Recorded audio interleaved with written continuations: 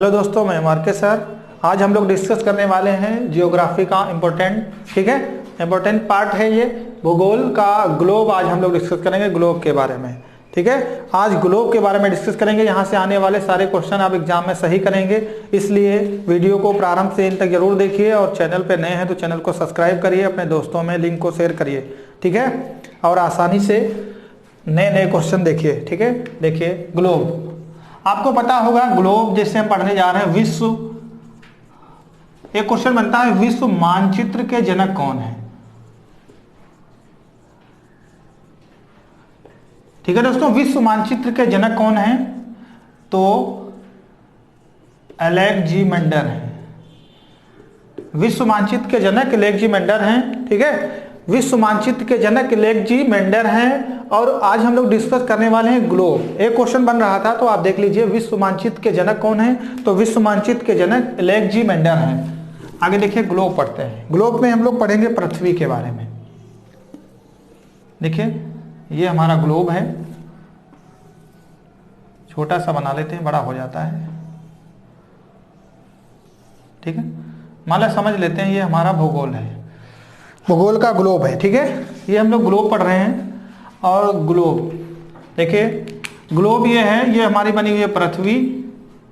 पृथ्वी में अगर हम बीच से एक रेखा डाल दें, बीच में से एक रेखा पड़ी होती है, इसका कोई नाम हम दे देते हैं 0 डिग्री रेखा। इसका नाम क्या दे दिया? 0 डिग्री रेखा। इसका दूसरा नाम है, देखिए ये विषु है, सबसे ज्यादा प्रधान है, इसका और नाम है प्रधान रेखा, प्रधान रेखा और विषुवत रेखा। इसके कई नाम हैं, ध्यान दीजिए। पृथ्वी के बीचों बीच से या पृथ्वी को 2 बराबर भागों में काटने वाली रेखा को विषुवत रेखा या प्रधान रेखा या विषुवत रेखा कहा जाता है। ध्यान दीजिए, इधर अगर आप जाएंगे तो ये ईस्ट है, ये वेस्ट है, ये नॉर्थ है, ये साउथ है, पूरब पश्चिम उत्तर दक्षिण, ठीक है। तो ध्यान दीजिए, पूरब से पश्चिम की ओर या पश्चिम से पूरब की ओर खींची हुई रेखाओं को अक्षांश रेखा कहा जाता है। ध्यान दीजिए, पूरब से पश्चिम की ओर या पश्चिम से पूरब की ओर खींची हुई रेखाओं को अक्षांश रेखा कहा जाता है। इधर देखिए, इसके इस 0 डिग्री रेखा से अगर आप नीचे आएंगे तो ये हमारा कहलाएगा दक्षिणी गोलार्ध। यदि आप 0 डिग्री से ऊपर जा रहे हैं तो ये कहलाएगा उत्तरी गोलार्ध। उत्तरी गोलार्ध, यहां से भी बहुत सारे क्वेश्चन बनते हैं। अब देखिए, अगर इसके थोड़ा सा ऊपर जाएंगे तो ये 23.5 डिग्री हाफ है, इसको हम लोग बोलेंगे कर्क रेखा। 23.5 डिग्री अगर आप नीचे आएंगे उसी स्थान से 0 डिग्री से तो इसको बोलेंगे मकर रेखा। तो ध्यान दीजिए, जो पूरब से पश्चिम की ओर रेखाएं खींची होती हैं उन्हें कर्क रेखा कहा जाता है, ठीक है। यानी इधर से इधर जो खींची हुई रेखाएं हैं वो अक्षांश रेखाएं हैं, लेकिन जो 23.5 डिग्री रेखा खींची हुई है उसको कर्क रेखा कहा जाता है। और नीचे ऐसे ही जो 23.5 डिग्री हमारी है उसे मकर रेखा कहते हैं। तो ध्यान दीजिए दोस्तों, ये जो बीच में जो पृथ्वी को 2 बराबर भागों में बांटती है या काटती है 0 डिग्री रेखा है, इसका कोई नाम नहीं है, 0 डिग्री रेखा है। फिर इसे प्रधान रेखा भी कहते हैं, विषुवत रेखा भी कहते हैं। और ये हमारी कैसी रेखा है? यानी जो पूरब से पश्चिम या पश्चिम से पूरब की ओर खींची होती हैं उन्हें अक्षांश रेखा कहा जाता है। आगे देखिए, इससे अक्षांश रेखा से 0 डिग्री से ऊपर जाने पर उत्तरी गोलार्ध, नीचे आने पर दक्षिणी गोलार्ध होता है। और इसके 23.5 डिग्री ऊपर जाने पर कर्क रेखा और इसके नीचे आने पर 23.5 डिग्री मकर रेखा होता है। तो ध्यान दीजिए, एग्जाम में क्वेश्चन कैसे बनता है। ये जो अक्षांश रेखाएं हैं, इधर देखिए, यहां पर अगर हम लोग आएंगे तो ये 90 डिग्री है, इससे बोलते हैं उत्तरी ध्रुव। यदि ऊपर इसके जाते हैं 90 डिग्री पे तो इसे बोलेंगे ये उत्तरी ध्रुव नहीं है, यह है दक्षिणी ध्रुव। और ऊपर जब जाएंगे तो यह आएगा हमारा उत्तरी ध्रुव। देखिए 90 डिग्री ऊपर उत्तरी ध्रुव और 0 डिग्री से 90 डिग्री जब नीचे आएंगे तो होता है दक्षिणी ध्रुव। तो ध्यान दीजिए, 90 डिग्री पे हमारे जो हैं वो उत्तरी ध्रुव हैं और 90 डिग्री साउथ में हमारे क्या हैं? दक्षिणी ध्रुव हैं। ये भी एग्जाम में बहुत ज्यादा क्वेश्चन पूछा जाता है। उत्तरी ध्रुव कितने पे है और दक्षिण ध्रुव कितने पे है। अब देखिए उत्तरी ध्रुव की खोज किसने की, उत्तरी ध्रुव की खोज किसने की और दक्षिणी ध्रुव की खोज किसने की। तो ध्यान दीजिए ये भी एग्जाम में क्वेश्चन बनता है कि उत्तरी ध्रुव की खोज किसने की और दक्षिणी ध्रुव की भी खोज किसने की। तो उत्तरी ध्रुव की खोज किसने की थी, रॉबर्ट पियरे, कहीं कहीं पियरी लिखा होता है या पेरे लिखा होता है, ठीक है। रॉबर्ट पेरे ने उत्तरी ध्रुव की खोज की थी और दक्षिणी ध्रुव की खोज एमंडसन ने की थी, एमंडसन ने, ठीक है दोस्तों। उत्तरी ध्रुव की खोज की थी रॉबर्ट पेरे ने और दक्षिणी ध्रुव की खोज की थी एमंडसन ने। यह भी एग्जाम में क्वेश्चन बनता है, याद रखिएगा। 23.5 डिग्री उत्तरी को कर्क रेखा, 23.5 डिग्री दक्षिणी को मकर रेखा कहा जाता है और 0 डिग्री जो पूरब से पश्चिम रेखाएं खींची होती हैं उन्हें अक्षांश रेखा कहा जाता है। अक्षांश रेखा का कार्य क्या है, पूछा जाता है। अक्षांश रेखाओं का कार्य क्या है, तो अक्षांश रेखाओं का कार्य है कर्क रेखा और मकर रेखा का निर्धारण करना। कर्क रेखा, मकर रेखा और विषुवत रेखा का निर्धारण करना ही अक्षांश रेखाओं का होता है। ये हमारी पृथ्वी पर काल्पनिक रूप से बनी हुई हैं, केवल कल्पना कर सकते हैं, उसी प्रकार से खींची हुई हैं, ठीक है। एक क्वेश्चन और बनता है एग्जाम में कि कर्क रेखा, मकर रेखा और विषुवत रेखा तीनों किस देश से निकलती हैं। तो ध्यान दीजिए कर्क रेखा, मकर रेखा और विषुवत रेखा, कर्क रेखा, मकर रेखा तीनों रेखाएं अफ्रीका महाद्वीप से निकलती हैं। कर्क रेखा, मकर रेखा, विषुवत रेखा तीनों रेखाएं ये अफ्रीका महाद्वीप से निकलती हैं। और एक क्वेश्चन और एग्जाम में पूछा जाता है कि विषुवत रेखा को कौन सी नदी काटती है और मकर रेखा को कौन सी नदी काटती है, एग्जाम में भी पूछा जाता है। पहला क्वेश्चन यही आता है कि तीनों रेखाएं किस महाद्वीप से निकलती हैं, तो अफ्रीका महाद्वीप से निकलती हैं। फिर एक क्वेश्चन और बनता है विषुवत रेखा को 2 बार कौन सी नदी काटती है। एग्जाम में क्वेश्चन बार बार आया है कि विषुवत रेखा को 2 बार कौन सी नदी काटती है, तो विषुवत रेखा को कांगो नदी 2 बार काटती है। ध्यान दीजिए अफ्रीका महाद्वीप में बहने वाली कांगो नदी विषुवत रेखा को 2 बार काटती है। एग्जाम में कई बार पूछा गया है। फिर पूछता है मकर रेखा को कौन सी नदी 2 बार काटती है। मकर रेखा को 2 बार काटने वाली नदी अफ्रीका महाद्वीप की है लिम्पोपी नदी। ध्यान रखिएगा एग्जाम परपोज है, एग्जाम में बहुत क्वेश्चन आते हैं। विषुवत रेखा को 2 बार काटने वाली एकमात्र नदी है कांगो नदी और मकर रेखा को 2 बार काटने वाली लिम्पोपी नदी, ये अफ्रीका महाद्वीप में है। अफ्रीका महाद्वीप ऐसा महाद्वीप है जहां से कर्क रेखा, मकर रेखा, विषुवत रेखा तीनों रेखाएं निकलती हैं। विषुवत रेखा को 2 बार कांगो नदी काटती है और मकर रेखा को 2 बार लिम्पोपी नदी काटती है। तो ये ध्यान रखिएगा, एग्जाम में क्वेश्चन पूछा जाता है। आगे देखिए कर्क रेखा, मकर रेखा से ही दिन छोटे और बड़े होते हैं। तो देखिए जब सूर्य की किरणें कर्क रेखा पर पड़ती हैं 21 जून सबसे बड़ा दिन उत्तरी गोलार्ध का होता है और जब मकर रेखा पर पड़ती हैं तो सबसे बड़ा दक्षिणी गोलार्ध का सबसे बड़ा दिन 22 दिसंबर को होता है। और जब सूर्य की किरणें कर्क यहाँ पे पड़ती हैं, ठीक है, 0 डिग्री रेखा पे, तब संपूर्ण विश्व में दिन और रात बराबर होते हैं। ये 21 मार्च और 23 सितंबर को होता है। संपूर्ण पृथ्वी पर दिन और रात बराबर होते हैं। तो क्वेश्चन कैसे बनेगा, देखिए 90 डिग्री को उत्तरी ध्रुव कहा जाता है और दक्षिणी को 90 डिग्री को दक्षिणी ध्रुव कहा जाता है। दक्षिणी ध्रुव की खोज एमंडसन ने की थी जबकि उत्तरी ध्रुव की खोज रॉबर्ट पेरी ने की थी। 0 डिग्री जो पृथ्वी को 2 बराबर भागों में बांटती है वो 0 डिग्री रेखा है या प्रधान रेखा या विषुवत रेखा कहा जाता है। ये कैसी रेखा, अक्षांश रेखा है, ठीक है। और मकर रेखा 23.5 डिग्री दक्षिण में है, ठीक है, और कर्क में उत्तर में कर्क रेखा है। आगे देखिए हमारे देश में, हमारा जो देश भारत है वो यहाँ पे स्थित है, ठीक है। तो भारत जो है वो कर्क रेखा पर स्थित है। पूछा जाता है कि भारत के बीचों बीच से कौन सी रेखा गुजरी है। भारत के बीच से कौन सी रेखा निकली है, तो भारत के बीचों बीच से कर्क रेखा निकली है। भारत के बीचों बीच से कर्क रेखा निकली है। भारत के बीचों बीच से कर्क रेखा निकली है जो भारत को 2 बराबर भागों में या बीच से निकली हुई है, ठीक है। कर्क रेखा पूछे, जिससे हमने अभी क्वेश्चन आपको बताया है कि कर्क रेखा, मकर रेखा, विषुवत रेखा ये तीनों किस देश से निकलती हैं? अफ्रीका महाद्वीप से। लेकिन विषुवत रेखा को 2 बार काटने वाली नदी कांगो है, मकर रेखा को लिम्पोपी है। ऐसे ही भारत में कर्क रेखा को माही नदी 2 बार काटती है।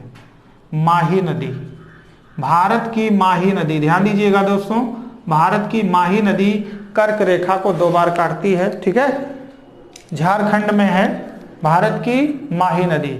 झारखंड की रांची जो राजधानी है वो माही नदी पर स्थित है और माही नदी कर्क रेखा को 2 बार काटती है। आगे देखते हैं हम, भारत के बीचों बीच से कौन सी निकली है, कौन सी रेखा निकली है? तो कर्क रेखा है और कर्क रेखा को 2 बार माही नदी काटती है। भारत की माही नदी कर्क रेखा को 2 बार काटती है। आगे देखिए, फिर एग्जाम में क्वेश्चन आता है कि जो कर्क रेखा है भारत के कितने राज्यों से होकर निकली है? तो भारत के 8 राज्यों से होकर कर्क रेखा निकली है। ध्यान दीजिए, भारत के 8 राज्यों से कर्क रेखा निकली है। भारत के 8 राज्यों से कर्क रेखा निकली। इसे हम लोग याद कैसे करेंगे कर्क रेखा? तो पढ़ेंगे मित्र पर गमछा झार, मित्र पर गमछा झार। मित्र पर गमछा झार याद करने की ट्रिक है। तो देखिए, इसको हम लोग लगा लेंगे, मित्र, ये पा कर लेंगे, रा कर लेंगे, गा, गमछा झार। ध्यान दीजिए, 1 2 3 4 5 6 7 8, देखिए 8 राज्य हो गए हैं। मित्र का मतलब है मिजोरम, पहला राज्य है हमारा मिजोरम। फिर देखिए त्रिपुरा, मिजोरम, त्रिपुरा, ठीक है, पास से देखिए मिजोरम, त्रिपुरा, पश्चिम बंगाल, पश्चिम बंगाल, राजस्थान, राजस्थान, गा से कौन सा राज्य हो सकता है बताइए भाई? देखिए त्रिपुरा, यह है मिजोरम, त्रिपुरा, राजस्थान, पश्चिम बंगाल, एम से मध्य प्रदेश, छा से छत्तीसगढ़, छत्तीसगढ़, झा से झारखंड, झारखंड, देखिए गा से मतलब गुजरात। तो देखिए कितने राज्यों से ये निकली हुई है? तो मिजोरम, त्रिपुरा, पश्चिम बंगाल, राजस्थान, गुजरात, मध्य प्रदेश, छत्तीसगढ़, झारखंड। देखिए भारत के 8 ऐसे राज्य हैं जिनसे कर्क रेखा होकर निकलती है। याद करने का तरीका है मित्र पर गमछा झार। मित्र का मतलब है मिजोरम, त्रिपुरा, पश्चिम बंगाल, राजस्थान, गुजरात, मध्य प्रदेश, छत्तीसगढ़, झारखंड। इन राज्यों से होकर कर्क रेखा निकली हुई है, जिसमें झारखंड की राजधानी रांची कर्क रेखा पर स्थित है। झारखंड की राजधानी रांची कर्क रेखा पर स्थित है, जो माही नदी के किनारे है। माही नदी भारत की है जो कर्क रेखा को 2 बार काटती है। ठीक है, तो ध्यान रखिएगा, पृथ्वी पर बिल्कुल सीधी रेखा खींची हुई, यानी पूरब से पश्चिम की ओर खींची हुई रेखा को 0 डिग्री अक्षांश रेखा कहा जाता है। इसे प्रधान रेखा इसलिए कहते हैं क्योंकि ये पृथ्वी को 2 बराबर भागों में बांटती है। विषुवत रेखा भी कहते हैं, ठीक है। और इसके नीचे आने पर दक्षिणी ध्रुव है और उसके ऊपर जाने पर उत्तरी ध्रुव है, लेकिन 90 डिग्री पर दक्षिणी है और 90 डिग्री पर ही उत्तरी है। और ऊपर वाले को उत्तरी गोलार्ध, नीचे वाले को दक्षिणी गोलार्ध बोला जाता है। आगे देखिए, अगर ऊपर से यहां से ऐसे एक रेखा डाल दी जाए 0 डिग्री, तो इसे हम लोग कहेंगे अक्षांश रेखा। ऐसी जो रेखा है हमारी, ये हमारी अक्षांश रेखा, ये हो जाएगी देशांतर रेखा। सॉरी दोस्तों, देशांतर रेखा। कौन सी रेखा हो जाएगी?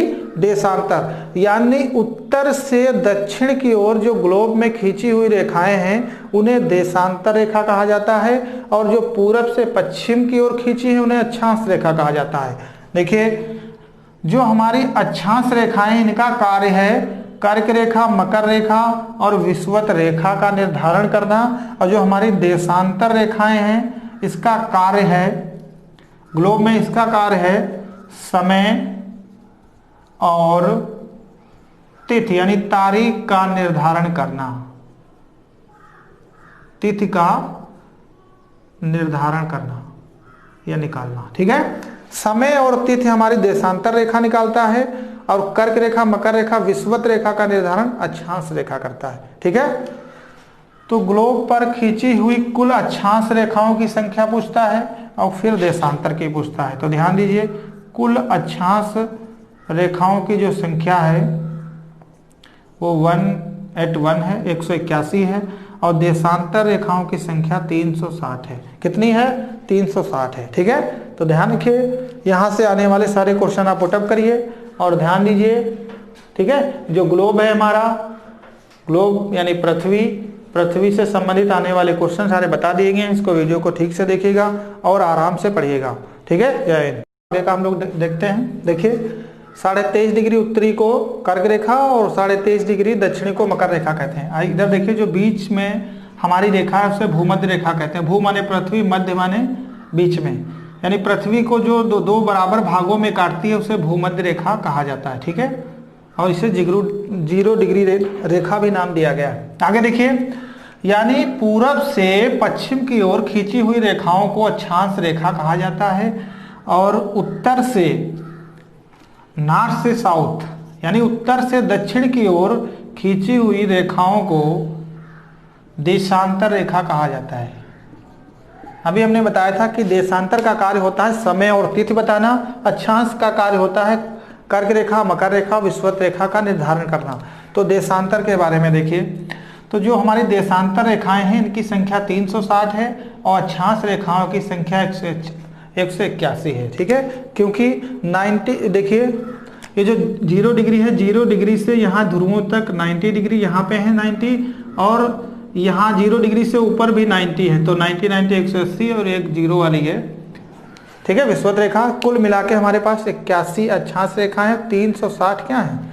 देशांतर रेखाएं हैं। तो देशांतर रेखाएं जो हैं, ये भी एग्जाम में क्वेश्चन आता है। देखिए इधर, ये जो हमारी रेखाएं अक्षांश रेखाएं हैं, इनके जो बीच की दूरी होती है एग्जाम में पूछी जाती है। जो दो अक्षांश रेखाएं, इनके बीच की दूरी क्या होगी? दो अक्षांश रेखाओं के बीच की दूरी होती है 111 किलोमीटर। कितनी होती है? 111 किलोमीटर। ठीक है, 111 किलोमीटर, यानी यहाँ से यहाँ तक की दूरी अगर तय करें तो 111 किलोमीटर होगी। ध्यान दीजिए, और यहाँ देशांतर रेखाओं जो होती हैं इनकी दूरी पूछी जाए तो 111.32 किलोमीटर होती है।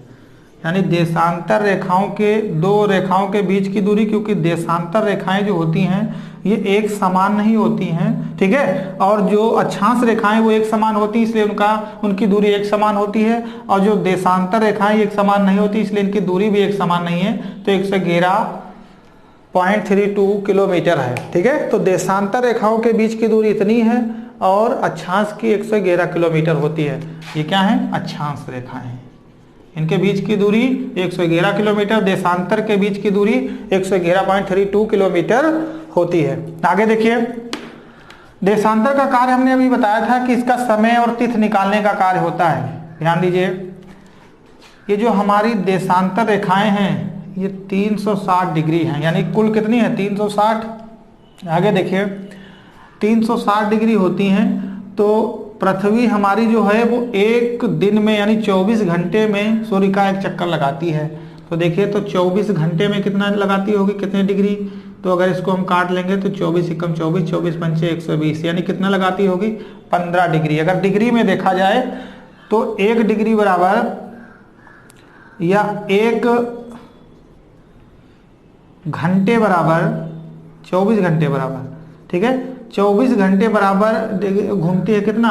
15 डिग्री। ठीक है, 24 घंटे में पृथ्वी घूमती है 15 डिग्री और 1 घंटे में होते हैं 60 मिनट, और अगर 60 मिनट इसको भाग किया जाए तो 15 चक्कू 60, यानी 1 डिग्री से, मतलब एक देशांतर से दूसरे देशांतर तक कितना अंतर होता है? 4 मिनट का अंतर होता है। तो आप जब कभी भी इधर देखिए, पृथ्वी के इधर से जब जाएंगे पूरब, यानी ये जो हमारी 0 डिग्री रेखा है, इधर का आधा हिस्सा पूर्वी कहा जाता है, इधर का पश्चिमी कहा जाता है। तो जब आप 0 डिग्री से कभी इधर आएंगे पूरब की ओर तो 4 मिनट समय बढ़ेगा, और जब इधर आएंगे तो 4 मिनट समय क्या होगा, घटेगा।